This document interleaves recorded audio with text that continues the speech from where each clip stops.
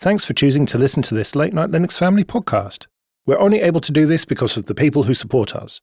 None of our shows are paywalled, but our Patreon supporters can get most episodes early and never hear any ads. Learn more at latenightlinux.com/support or support us by telling a friend or colleague about everything we do.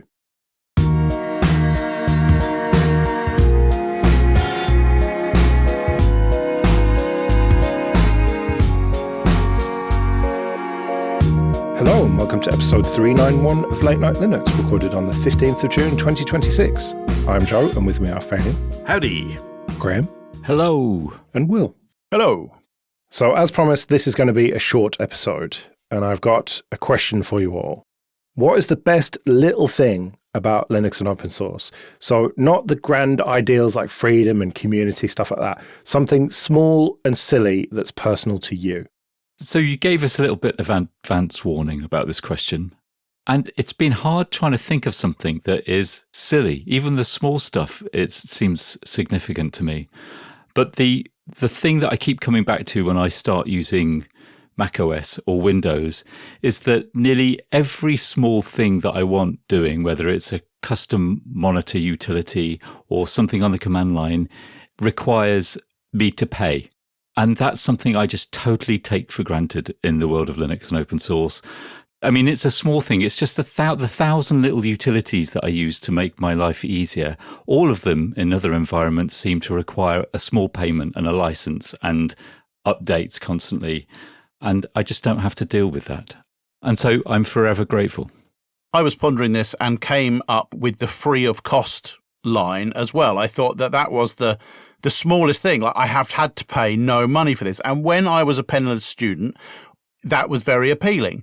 But I put that one to one side. And then I thought about the lack of adverts. When I have to use Windows for my kids or my wife's PC, and I open up the start bar thing, and it's just full of this visual noise, which is distracting and bears no importance onto the task that I want to get done.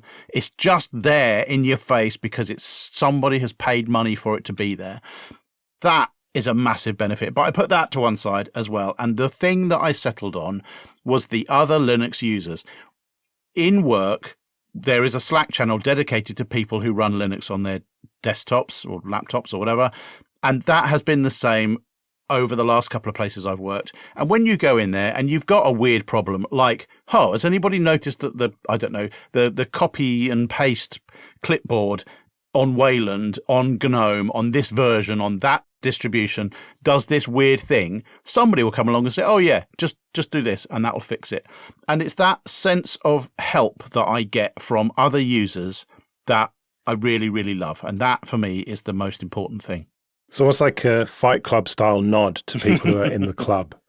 Or show them your knees when you're shaking their hands. Yeah, exactly. Lift your trouser leg up. Well, I'm definitely regretting going after the pair of you because they're kind of mine as well. It's really hard not to get philosophical with this, but to start with, free was the thing that drove it for me, in the fact that I literally couldn't afford to have the likes of a big mainframe system or something like that or run services on. But even in work where you're talking to clients and they're saying, oh yeah, but Microsoft have this package and this package. Like, well, okay, how much do the licenses cost for that? How much do the client access licenses cost for running that? Things like that. Whereas you can say, well, you're not paying all those things. You got them either for free because you're a partner, or you're dodgily hosting it and running it without a license. And it gives you that ability to have an idea and just go with it and then build the thing out and not have to be special and pay a big load of money at the start to get it done. That's just a brilliant idea. It like makes your sort of imagination be the only limiting factor. You're not constrained in any other way. And I guess the second thing would be essentially what we got to do last week or 2 weeks ago or whatever, 3 weeks at this point.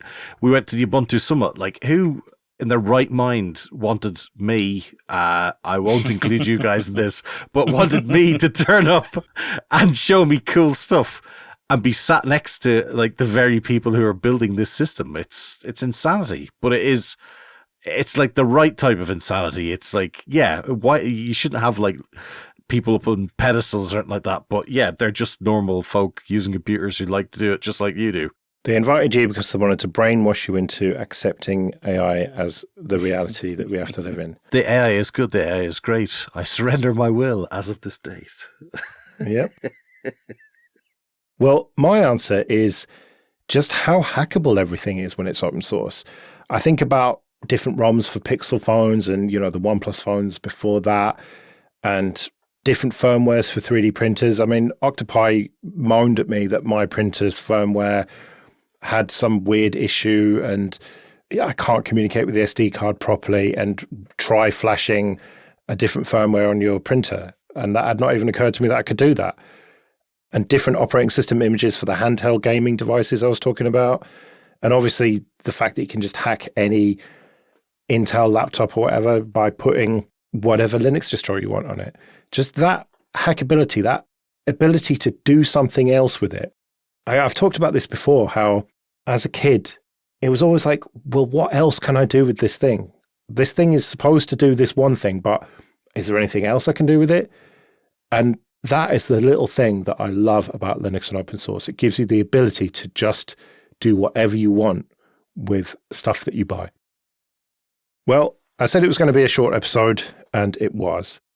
We'll be back next week when normal service will be resumed, and we'll be back to proper length episodes. But until then, I've been Joe. I've been Phelim. I've been Graham. And I've been Will. See you later.